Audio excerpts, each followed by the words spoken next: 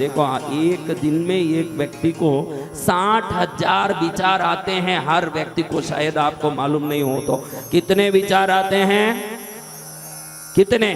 60,000। अगर वो 60,000 विचार भी इकट्ठे हो जाए तो पागल हो जाओगे कि नहीं? वो एक विचार जाए फिर दूसरा आए, एक विचार जाए दूसरा आए। ये आपके अंदर की प्राण शक्ति वो व्यवस्था करती है अवचेतन मन के द्वारा।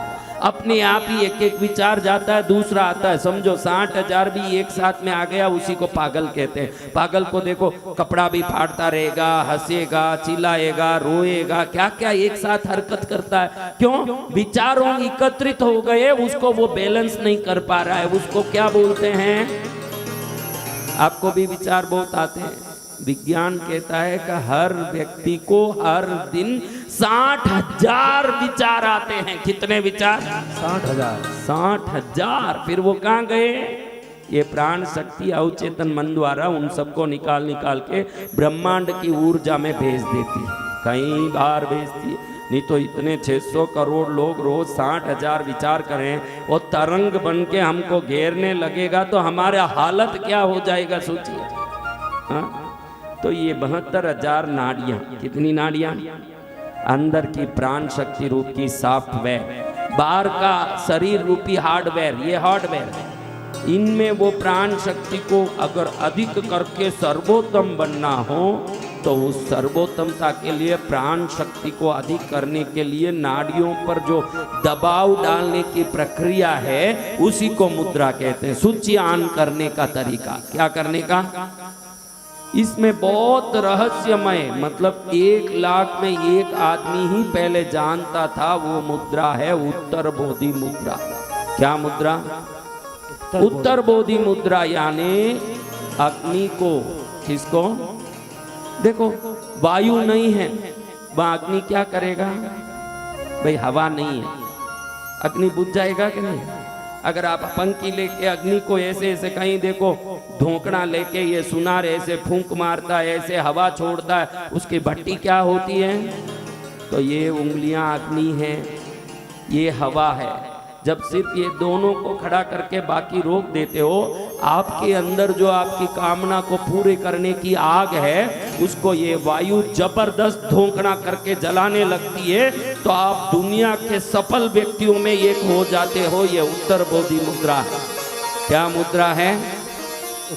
ये जो भी करेगा उत्तर बोधि यानी पूर्ण ज्ञान, उत्तर बोधि यानी पूर्ण ज्ञान प्राप्ति के बाद भगवान बुद्ध ने जो मुद्रा की वो मुद्रा, बाकी सब मुद्रा भगवान बुद्ध ने ज्ञान प्राप्ति के पहले की।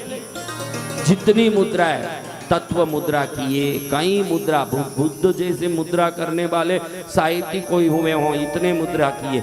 लेकिन ज्ञान के बाद ये मुद्रा किए हैं तो ये कितनी जबरदस्त मुद्रा होगी जो ज्ञान प्राप्ति के बाद भी करने को उनको मन किया हो। अब ज्ञान ही प्राप्त हो गया, उसके बाद क्या करने बाकी रहा? भाई पूर्ण ज्ञान प्राप्त हो गया, उसके बाद क्या करना बाकी रहा? फिर ये क्यों कर रहे हैं? ये मुद्रा ही अनजाने में सफल लोग करते हैं। कौन सी मुद्रा? उत्तर बोधि मुद्रा। सफल लोग, ये देखो बैठ गए हमारे जिनेंद्र, उनको आ गया ये उत्तर बोधि। कई लोग यहाँ बैठते ही हैं, कुछ बात करते हैं ना तो ऐसे बैठ ही जाते हैं। उनको मालूम नहीं है कि जब सफलता के जब वातावरण बनते हैं, सफलता की परिस्थितियां जब बनती है, अपने आप व्यक्ति वो मुद्रा करने लगता है। या तो ये मुद्रा करके परिस्थिति उत्पन्न करिए, या तो वो वातावरण नहीं है सफलता की, तो आप ऐसा वातावरण करिए जिससे ये सफलता का वातावरण उत्पन्न हो जाए। कौन सा वातावरण? हाँ, ये प्राण वायु को व्यवस्थित रूप से सुधार के जीवन को धन्य कर देता है। दूसरी मुद्रा, लोग 3 मुद्रा करते हैं। कोई भी बैठे बैठे 5 स्टार होटल में मीटिंग करते हैं, बड़े बड़े लोग, ये जो हजारों करोड़ के होते हैं ना, इनका मीटिंग होता है एक दूसरे से, business meeting, installation meeting, production meeting, ऐसे होता है। उस समय में बैठे बैठे अच्छा और क्या, ऐसे बात करते। अगर नहीं है तो हाकिनी मुद्रा करते हैं। क्या मुद्रा? अपने शरीर में जो 6 शक्तियां हैं, वो शक्तियों में पहले है लाकिनी। कौन है? हाकिनी, राकिनी, डाकिनी, शाकिनी, काकिनी। कौन कौन है? लाकिनी। डाकिनी को आप जानते हो, हमारे मारवाड़ में डाकन बोलते हैं। डाकन लग गई। कौन लग गई? डाकण। हाँ, कई घरों में शादी हुई, जो आई वही डाकन जैसे दिखे उनको, क्या डाकन लग गई मेरे को, तो वो अलग डाकन। तो ये भाई कितनी शक्तियां हैं मूलाधार में, स्वादिष्ठान में, मणिपूरक में, अनाहत में, विशुद्धि में, आज्ञा में। लाकिनी, हाकिनी, ढाकिनी, शाकिनी, काकिनी, ये सब शक्तियां हैं। लाकिनी, हाकिनी, डाकिनी, काकिनी, शाकिनी, ये सब शक्तियां हैं। तो इसमें एक शक्ति है हाकिनी। क्या शक्ति है?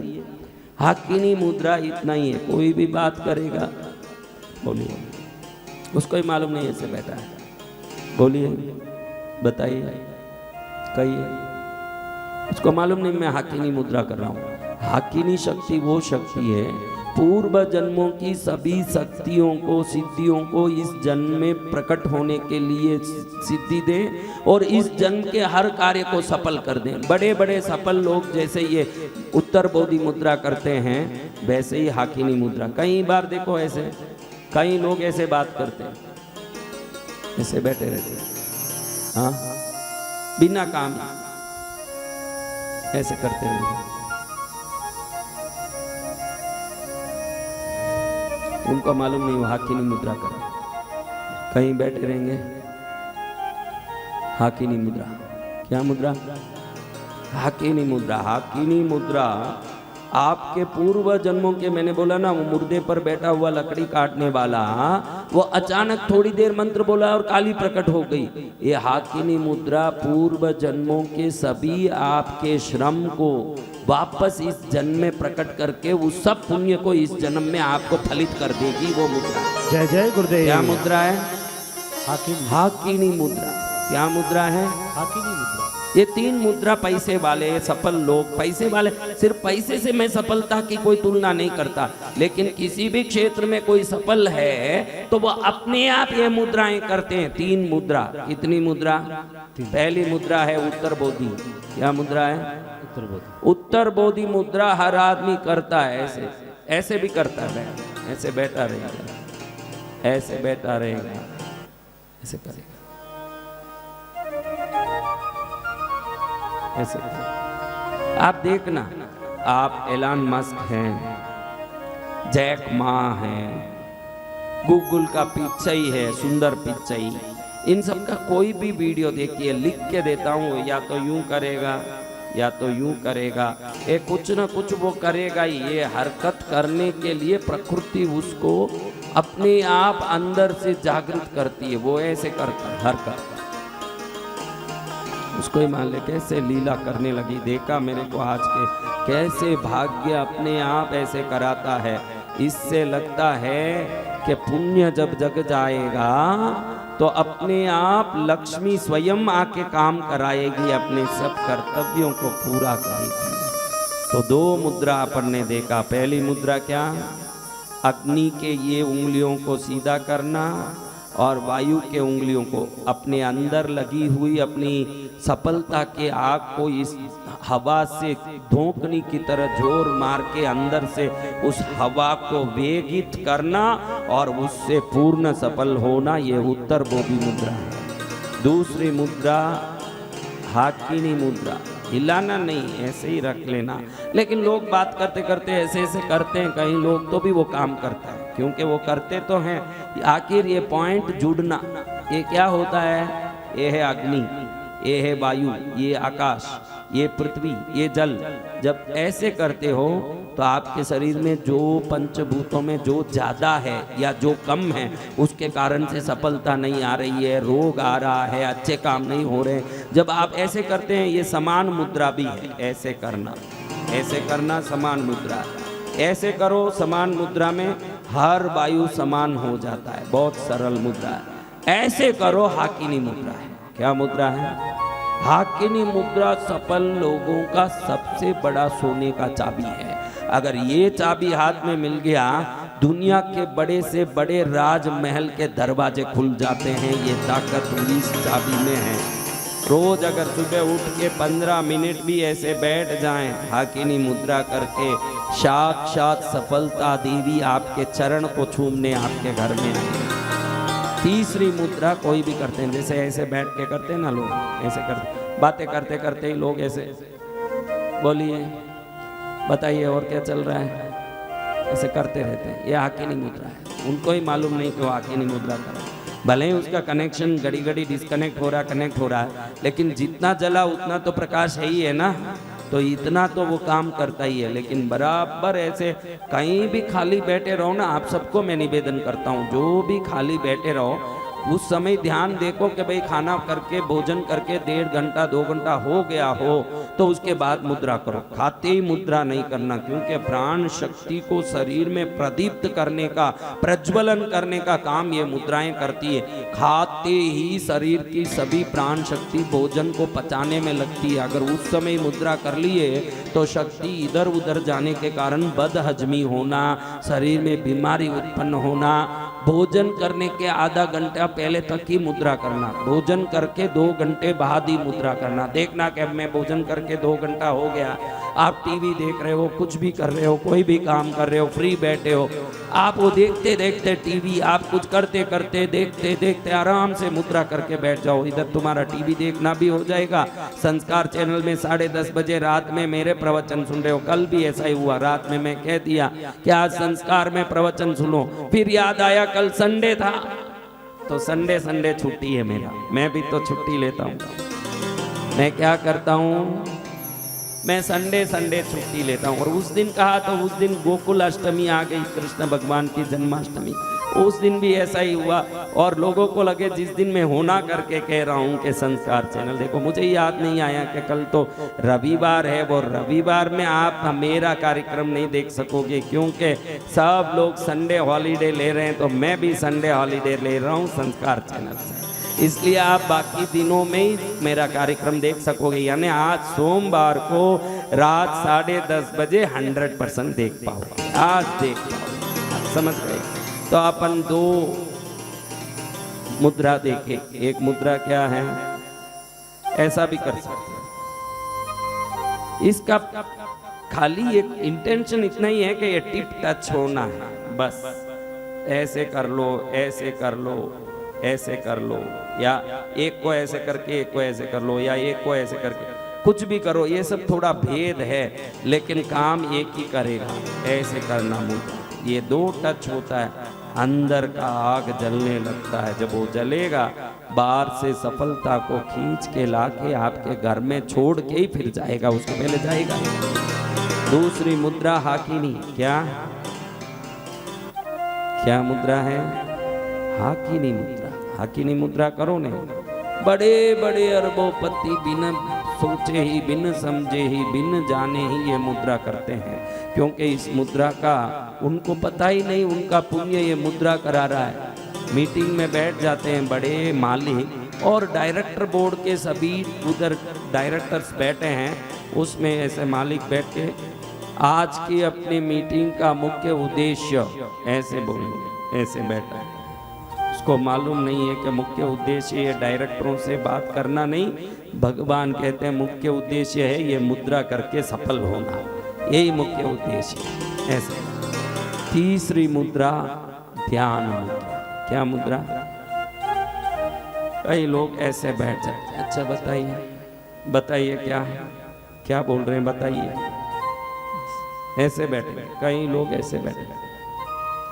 ये मुद्रा सफलता में दुनिया में बहुत बड़ी संजीवनी बुट्टी का काम करता है। कई लोग ऐसे,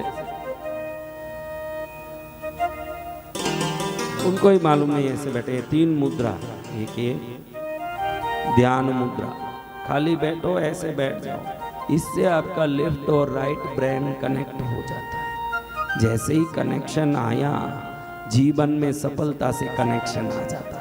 जब ये कनेक्शन आता है, ऐसे एक मुद्रा, ऐसे हाकिनी, ऐसे। एक हमारी बच्ची लीला ने किया, तुरंत मेरे दिमाग में आ गया, सच्ची में आज मैं कैसे इन बातों का वर्णन कर सकूंगा, मुझे ही शब्द नहीं मिल रहे हैं। लेकिन जीवन में जब सफलता आनी होगी, शिक्षा की जरूरत नहीं है। सफलता स्वयं शिक्षक बन के क्या करना, ये हमको अपने आप अभ्यास कराता है। ऐसे बैठ गए भाई, कई लोग देखो, कई लोग ऐसे बैठ गए, बताओ बैठते हैं कि नहीं? ते सर गुरुदेव बैठते हैं तो उनको मालूम नहीं ये उत्तर बोधि मुद्रा कर रहे हैं। क्या कर रहे हैं? उत्तर बोधि मुद्रा। हाँ, उत्तर बोधि यानी कॉन्शियस के हाई लेवल के बाद प्राप्त रियलाइजेशन के बाद का अभ्यास है। ये बहुत बड़ा अभ्यास है उत्तर बोधि मुद्रा, यानी बहुत बड़ा अभ्यास। अपने ज्ञान और अपनी प्रज्ञा को सदा एक उच्च कोटि के स्तर में रखना, और वो उच्च कोटि के स्तर में जाने के बाद सदा सफलता को सदा के लिए कायम रखना।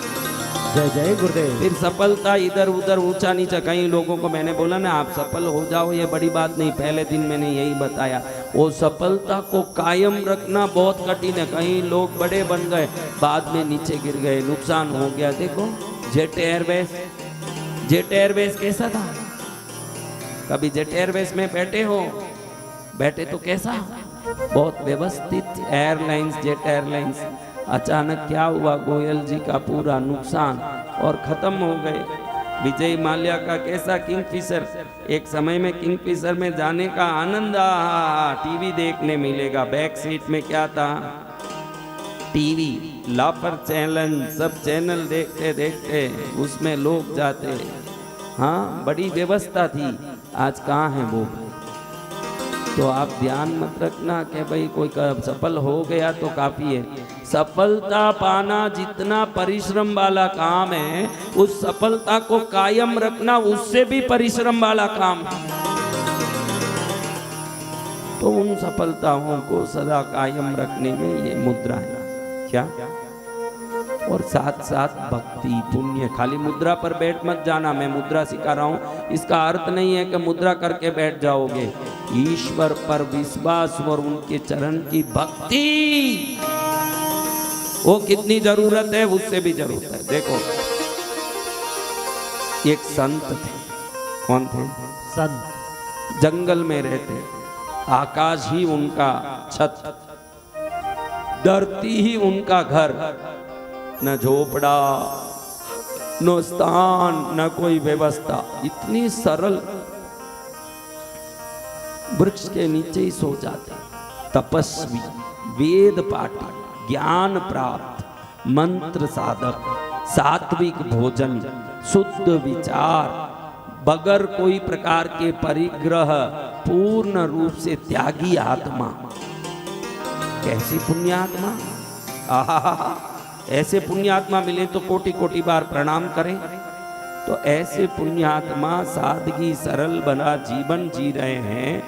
एक दिन उनके सामने एक देवी प्रकट हुई। कौन प्रकट हुई? देवी प्रकट होके कह रही है कि तुमने बहुत जन्मों से भक्ति की, पूजा की, साधना की, उसके पुण्य फल से अब संत बने हो। क्या बने हो? संत बने हो। अब मैं तुम्हारे ऊपर आशीर्वाद देने आई हूँ कि आज से तुम जहाँ कदम रखो, यश, कीर्ति, नाम, महिमा बढ़ेगा तुम्हारा। हर व्यक्ति तुम्हें हाथ जोड़ेगा। लेकिन ये जब तक तुम्हारा पुण्य पूरा नहीं हो, जब तक ही रहेगा। पुण्य खत्म होते ही मैं भी चली जाऊंगी, फिर तुम जैसे हो वैसे ही हो जाओ। संत बोले, माता जी आपको बुलाया ही किसने है? मैं पहले से ही इधर वृक्ष के नीचे सोता हूँ। ना तो मेरा घर है, ना कोई झोपड़ा, ना कोई महल, ना घर बंगला। मैं आराम से हूँ। मुझे कोई यश कीर्ति नहीं चाहिए। मैं यश कीर्ति के लिए भजन पूजन कर भी नहीं रहा हूँ। मैं पूजन भजन करता हूँ मेरे प्रभु की भक्ति के लिए, उनको प्रसन्न करने, संसार को प्रसन्न करने भक्ति करता हो वो संसारी, प्रभु को प्रसन्न करने भक्ति करता हो वो संत। हाँ? तो मैं तो कर ही नहीं रहा हूं, आप क्यों मुझे बिना काम इसमें फंसाते हो? देवी बोले भाई तेरे पुण्य के कारण मैं धर्म देवता आई हूँ, मैं धर्म की देवी हूँ। जो धर्म पुण्य दान पुण्य करते हैं उनको मुझे फल देना ही पड़ता है। तू ना बोलेगा तो भी मुझे फल देना ही पड़ेगा, तू हाँ बोले तो भी मुझे तो देना ही है। आज से तेरा फल प्राप्त शुरू हो गया है, अभी मैं तेरे साथ रह के काम करूंगी। अब संत बोले अरे तू क्यों बीच में आके मेरे ऊपर चढ़ रही है? शांत अपनी जगह जा, मुझे नहीं चाहिए यश कीर्ति, नहीं चाहिए सम्मान, नहीं चाहिए महिमा। मैं जैसे हूँ वैसे ही ठीक हूँ, राम राम कर रहा हूँ और शांति से जंगल में बैठा हूँ। जो फल मिले जो खाने मिले खा के बैठा हूँ। मेरे ऊपर तू आके ये सब कराए, यश कीर्ति कहिए, मोह माया में मैं पड़ गया तो उल्टा पाप ही करूँगा। फिर मत आओ मेरे पास, कोई पाप नहीं होगा। देवी बोल रही है तेरा नाम ही बढ़ेगा, महिमा बढ़ेगा। अच्छा देवी तू कब जाएगी? जब तेरा पुण्य खत्म होएगा तब चले जाऊंगी।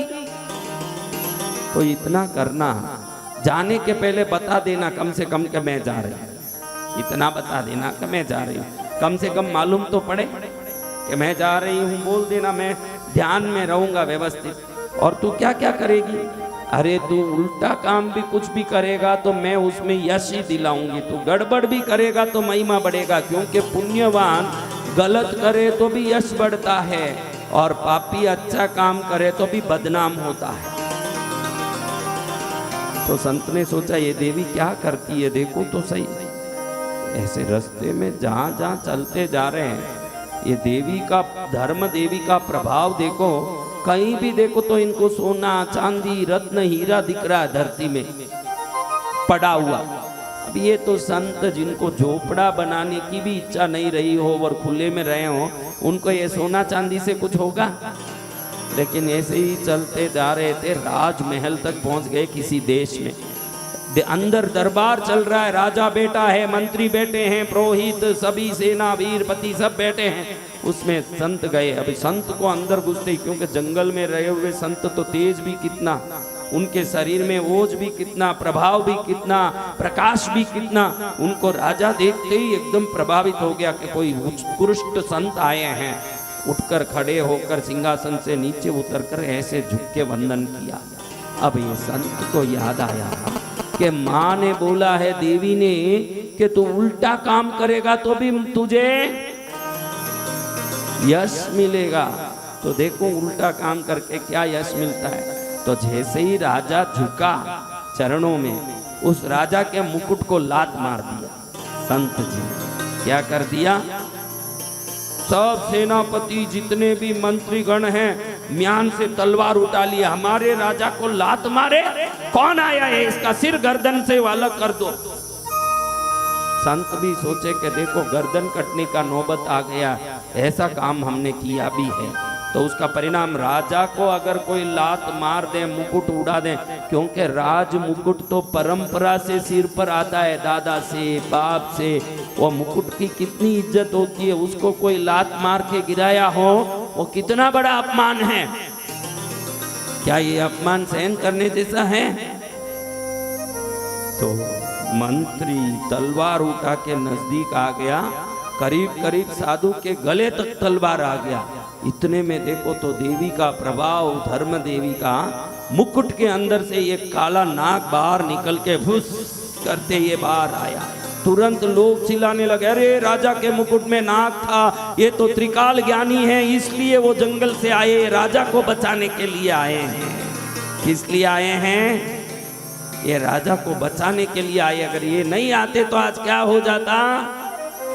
ये मुकुट के अंदर कहीं नाग घुस गया, राजा को पता तक नहीं था और उठा के पहन लिया। उसके लिए, इसको बचाने, ये देश को बचाने के लिए ये आए हैं। इनको कोटि कोटि प्रणाम। सब लोग इनके चरण में गिरो, महिमा गाओ, संत महाराज की जय हो, संत महाराज की जय हो। लात मारने गए लेकिन पुण्य प्रबल क्या हुआ? यश हाँ, मिल अब गया। राजा चरण में गिर गया। आज मेरा प्राण का अंतिम दिन था संत महाराज, लेकिन आपने मेरा प्राण बचा दिया। ठीक है भाई, आशीर्वाद। अब मैं जाता हूँ। अब आप कहाँ जाएंगे? अब आप नहीं जा सकते। जो मेरे प्राण बचाए मेरे राजमहल में मेरे पास ही रहेंगे वो। अब जो जंगल में आकाश को छत बना के धरती को घर बना के रहते थे संत महाराज, उनके लिए बढ़िया व्यवस्था राजा ने। कल तक किस में रहते थे संत महाराज? पेड़ के नीचे, आसमान के नीचे पड़े थे। आज सुबह जैसे ही धर्म देवी ने आशीर्वाद दिया, पुण्य का प्रभाव, फल का, देखो राजा ने सोने का कमरा, सोने से बना हुआ कमरा, मखमल की सैया गद्दी, देखो तो ऐसे नरम के पड़ो तो उठने मन नहीं करे। पास के टेबल पर क्या हरे अंगूर, काला अंगूर, क्या पके हुए आम, कैसे कैसे आपिल, सीताफल, देखो तो ऐसे मक्खन जैसे रखे हुए हैं। विभिन्न चीजों से थाली भरी है। जो कल तक जंगली फल खा रहे थे उनके लिए आज बादाम का हलवा गरम गरम आ रहा है। ऐसे बादाम का हलवा जैसे झरना पर्वत से गिरता हो, पर्वत से झरना गिरते देखते देखते आए कि नहीं हिमालय, वैसे बादाम हलवा के ऊपर से घी पिसल रहा है। जैसे झरने में पानी जा रहा हो, वैसे बादाम के हलवे के ऊपर से घी निकल रहा हो, सुगंध इलायची का आ रहा हो, गरम गरम बादाम का हलवा हो। संत जी का जीवन एक रात में क्या हो गया महाराज। और ऐसी सैया और 2 कन्याएं हरदम पंखी झेलें। जय हो महाराज, जय हो महाराज, हमारे राजा का प्राण बचाने वाले आपका जय हो महाराज, आपका मंगल हो महाराज। जैसे कोई पानी पिलावे तो कोई पैर दबावे तो कोई वो कहते अरे भाई छोड़ो, मैं जंगली आदमी हूँ, मुझे ये सब सेवा का आदत नहीं है, मुझे इससे अटपटा लगता है, छोड़ दो।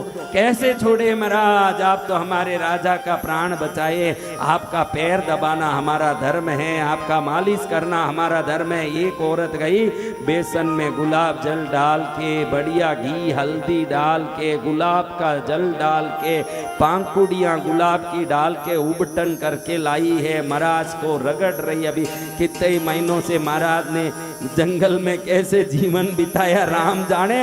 अब उनके ऊपर मालिश हो रहा है। क्या हो रहा है? मालिश उबटन से फिर नलाएंगे उनको, गरम गरम नवाया पानी ला के कोई स्नान कराएं, कोई अंग पहुँचे, एकदम पतली मखमली टवल से उनका अंग पहुँचे, कोई कपड़ा पहरावे, कोई रुद्राक्ष माला पहरावे। वो सेवा को अगर आप सामने खड़े देखते तो समझ पड़ता कि पुण्य क्या होता है। क्या समझ पड़ता? पुण्य क्या होता है ये समझ पड़ जाता महाराज। ऐसे पुण्य का प्रभाव है। अब बैठे बैठे संत महाराज सोचे कि देखो मुकुट को लात मारा तो भी इतना महिमा हो रहा है, इससे बढ़िया और कोई अपमानजनक काम करना चाहिए, तब भी कितना यश आता है देखना चाहिए। क्योंकि अपने साथ कौन है? पुण्य देवी साथ में है। ध्यान रखना मेरे बच्चों, आप कुछ भी करो ने तो पुण्य प्राप्त हो, ऐसे कर्म करो। जब तक पुण्य देवी साथ रहेगी, आप दुनिया में कुछ भी करोगे तो यश ही प्राप्त होगा जब पुण्य देवी साथ होगी। अब पुण्य देवी साथ है, राजा रानी सो रहे हैं अंतपुर में। संत जी सोचे कि बड़ा अपमानजनक काम करना, पुण्य देवी क्या करती है देखते हैं। वैसे करके संत जी आधी रात में उठ गए। चारों तरफ पहरा है। अब पहरेदारी में अंतपुर में घुस गए। कहाँ घुस गए? अंतपुर में पहरेदारी में घुस गए। और घुस के एकदम पहरेदारी में घुस के अंदर राजा रानी जहाँ एकांत में सोए हैं उधर घुस गए। सब सिपाही चिल्लाए, अरे ये क्या घुस रहे हैं? संत जी को बुद्धि नहीं है क्या? राजा रानी एकांत में सोए वहां घुस रहे हैं। सीधा संत जी अंदर घुस के थप्पड़ मारे राजा को और रानी को एक थप्पड़ मारे। दोनों जग गए। थप्पड़ मारे किसको? राजा रानी को थप्पड़ मारे। एकदम सब आश्चर्य में। अब दोनों का हाथ पकड़ा, पलंग से नीचे उतारा, खींचा, धड़ धड़ धड़ धड़ खींच के बाहर ला रहे हैं। अभी राजा रानी को कोई खींच के बाहर लाए, ऐसे अपमानित करे, थप्पड़ मार के और ऊपर से खींच के बाहर लाएं, जैसे राजा रानी कोई बकरी भैंस हो चराने वाला कैसे खींच के ले आता वैसे खींच के ला रहे हैं। अब संत सोचे, अब पुण्य की देवी, अब मेरे इस अपमानजनक काम का तू क्या करती है। जैसे ही बाहर निकले पीछे पीछे सब सिपाही दासियां सब बाहर आ गई। अगर राजा रानी बाहर आ गए वो महल में क्या करेंगे, सब बाहर निकले। जैसे ही बाहर निकले राजा के कमरे का छत गिर गया नीचे, धम। सब जय जयकार, अरे कैसे संत है, त्रिकाल ज्ञानी है। इनको मालूम पड़ गया कि अब ये छत गिरने वाला है। पहले तो राजा को उठाने के लिए थप्पड़ भी मारा, नहीं मारते तो उठता ही नहीं और पड़ा रहता गाढ़ नींद में। दोनों को उठाने थप्पड़ भी मारा और फिर भी नहीं उठे तो खींच के लाके भी इनका प्राण बचाया। ऐसे व्यक्ति चाहिए, कैसे चाहिए, खींच के पकड़ के लाया और प्राण बचा दिया। धन्य धन्य ऐसे संत, ऐसे मुनिराज, धन्य धन्य। पूरे गांव में चर्चा हो रही है कि महल का छत गिरता, न ज्योतिष बता पाए, न राजपुरोहित बता पाए, न राजगुरु बता पाए। कौन बताए? ये संत महाराज आए, पहले ही नाग से बचाया, आज साक्षात काल से बचाया, वरना जीवित ही समाधि हो जाती। अगर वो सोते ही रहते ऊपर से छत गिर जाता, जीवित समाधि नहीं हो जाती। धन्य धन्य है ऐसे संत महाराज इस धरती में आए। अब तो उनकी जो भी हो रही थी सेवा चाकरी वो दुगुनी चौगुनी हजार गुनी हो गई। अभी पहले तो 2 औरतें आके पैर दबा रही थी, अभी 100 औरतें खड़ी है, एक एक उंगली एक एक अलग अलग लोग दबा रहे हैं। भाई मेरे को भी करने दो इनकी सेवा, ये राजा को बचाए हुए हैं, कल मेरे ऊपर कोई आपत्ति आएगी मुझे भी कृपा मिलेगी, मुझे भी कृपा चाहिए इन पर, मेरे ऊपर भी इनका आशीर्वाद चाहिए। कोई उंगली दबाएं, 20 जन 20 उंगली पैर के 10 कह के मेरे को एक उंगली तो देना पड़ेगा, मेरी तरफ एक उंगली तो करना पड़ेगा। 5 बहनें एक पैर की तरफ कर गई, 5 उंगली, एक पिंडलियां दबा रही है, एक पैर दबा रही है, एक जांग दबा रही है, ऐसे 50 खड़ी हो गई। कोई बोल रही है छोटी उंगली मेरी, कोई बोल रही है बीच वाली उंगली मेरी, एक बोल रही है नहीं नहीं अंगूठा मुझे दे दो मैं दबाऊंगी। ऐसे सेवा हो रहा है। और रात में आ गई धर्म देवी सपने में संत जी, क्या आ गई, सपने में आ गई संत जी के। कहती है भाई तेरा पुण्य बहुत ज्यादा, इधर मेहनत करने से ज्यादा जयकारा होने से 2 ही दिन में खाली हो गया तेरा पुण्य। क्या हो गया? क्योंकि पूरा देश ही जयकारा कर दिया, कौन बाकी रहा? देश के कोने कोने में बच्चे बच्चे तक जान गए कि संत जी ने बचाया प्राण। ऐसे संत जी की जय जयकार हो, करोड़ों लोग ने जय जयकार किया तो पूरा पुण्य क्या हो गया। और तूने कहा था भाई जब मैं जाऊंगी तो मुझे बोल के जाना, क्या कहा था? तो इसलिए तेरी बात को मैं मान रखने के लिए आई हूँ बेटा, अब मैं जा रहा हूँ। अब ये समझ गए कि हो गया काम पूरा। लेकिन सुबह उठे तो सुबह सुबह पंछियाँ चह चह करे, चू चू करे, बड़ा वातावरण में, आकाश में, बादलों में आनंद फैले। उस समय उनको लगा कि एक सुंदर आम वृक्ष में पका हुआ, देखा कि इतना सुंदर आम, बहुत अच्छा है, सुगंध भी बहुत जोरदार आ रहा है। तोड़ा संत जी, तोड़ा तो तोड़ करके सोचा कि ये आम राजा को दूंगा। राजा कितनी अपनी सेवा में लोग लगाया है, 200 लोग तो हाथ पैर दबा रहे हैं, मालिश कर रहे हैं, उपटन लगा रहे हैं। सोते समय सोने के कटोरे में दूध डालने के लिए एक लड़की है, उसको मुंह तक ले जावे एक और पिलावे एक, ऐसे 3-3 जन तो दूध पिला रहे हैं मेरे को। ऐसे राजा को कुछ तो देना चाहिए। एक सुंदर आम देखा, राजन ये लो आम। ठीक गुरुदेव आपने देखो नाक से मुझे बचाया, उसी दिन मर जाता। फिर आपने नीचे गिरते छत से बाहर निकाल के प्राण बचा दिया। धन्य गुरुदेव, अब आप आम दे रहे हो, जरूर कृपाई है, मैं आम खाऊंगा। अब जैसे ही आम खाया राजा चक्कर आने लगे। तुरंत वैद्य नाड़ी पकड़ के बोले कि ये आम में जहर है महाराज, किसने ये आपको दिया? ये संत जी दिया। अरे 2 दिन में राजमहल का वैभव देख के संत जी के मन में लोभ घुस गया है मुझे मार के राजा बनने का, इनको फांसी का आदेश दो। क्या दो? अभी थोड़ी देर पहले क्या हो रहा था, क्या हो रही थी, अब क्या हो रहा है? तो फांसी के लिए इनको तैयारी के करें। जब तक मंत्री आके हाथ जोड़ के बोलता, राजन एक बात कहूं। बोलो क्या बात? जो संत को फांसी दी जा रही वो जंगल से आए और उन्होंने ही आपको नाक से बचाया, छत गिरने से बचाए, नहीं तो आप कभी के खत्म हो जाते हैं। कम से कम ये 2 उपकार के लिए इनको छोड़ दिया जाए और जंगल में ही भेज दिया जाए, इनको फांसी से छोड़ दिया जाए, क्योंकि उपकारी के ऊपर इतना बड़ा सजा नहीं होना चाहिए। भले ही उन्होंने लोभ में आके राज्य हड़पने के लिए जहर दिया हो, पुराने 2 उपकार के सामने एक उपकार तो आधा ही पड़ता है, क्योंकि उपकार कितने हैं, अपकार कितना है, तो एक अपकार में 2 उपकार बड़ा होता है। महाराज छोड़ देना। राजा का भी दिल पिघल गया। चलो इनको ले, मेरे सामने मत लाओ, 4 लोग ले जाके जंगल में छोड़ के आ जाओ, आगे से ये अपने राज्य सीमा के अंदर ना आ पाए। सिपाहियों को चारों द्वार में सूचना दे दो कि ये संत कभी अपने देश में अंदर नहीं आना। अब इनको ले जाके जंगल में छोड़ा।